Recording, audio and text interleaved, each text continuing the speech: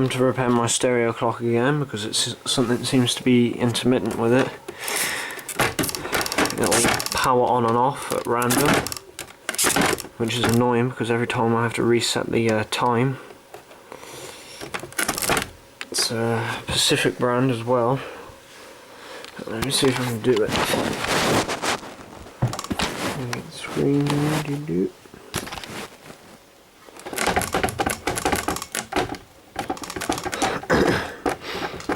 There we go. No, it dies. So I'm going to take the top cover off and see what the deal with it is. I have repaired this in the past as well. I replaced the capacitors in it, and that was literally when I first started soldering, so possibly it's my crappy soldering that's causing this stupid glitch. So I'm going to take the cover off quick. Just for my reference, the fine thread screws go on the bezel, on the side, the two sides, and on the bottom, and the coarse thread goes in these two at the back. Here's the PCB out of my stereo clock. It's quite generic. It was actually a small little hi-fi system, or music system. So model PMC 701. Here's a look at the power supply. It's a linear supply, just has a transformer which is actually quite warm, and a rectification board. The capacitor on there is a Sanwa RD that I replaced. Solder joint on that is absolutely perfect, so I'm going to leave it in there. This is the DVD drive. I removed the player because it was broken anyway. It's literally just a cover now. Here's the main PCB. There's a little Class D amp. I think it's a Class D. And there's a couple of regulators, and I noticed that I put some cheap caps on here, Elcon brand. Those are going to need to be changed, as well as PCE TUR and GL, so I'm going to change them out. Got some Jamicon and some more Sanwas on here. For some reason I added glue to it as well, I don't know why. I'm going to remove that glue because I don't think it's needed. But on the underside it's not looking too good.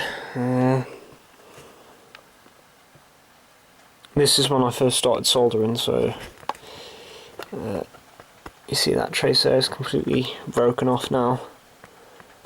In fact, that solder joint isn't even connected, so that could be an issue. There's quite a few solder joints that don't look too happy. Like that there. Oh god. I'm going to correct that and hopefully get this thing working again. I don't want to have to buy a new stereo clock.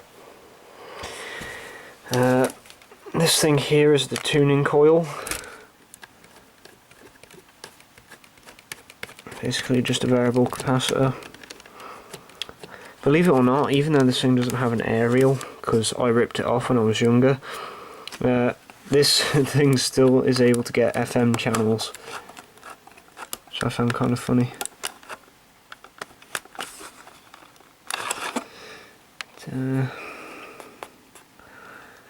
Yeah, I've got the 0.8mm tip on my desoldering iron, so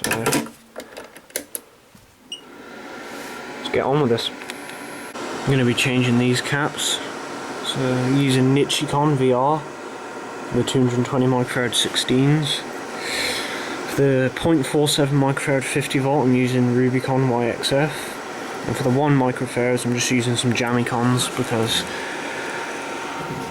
let's face it, this thing isn't really putting that much load on the caps. They don't really need to be super low ESR either. So I'm going to start fixing the solder joints on this as well. So I finished up working on the main board. As you can see, resoldered almost every pin on that. Just got to clean the flux up after.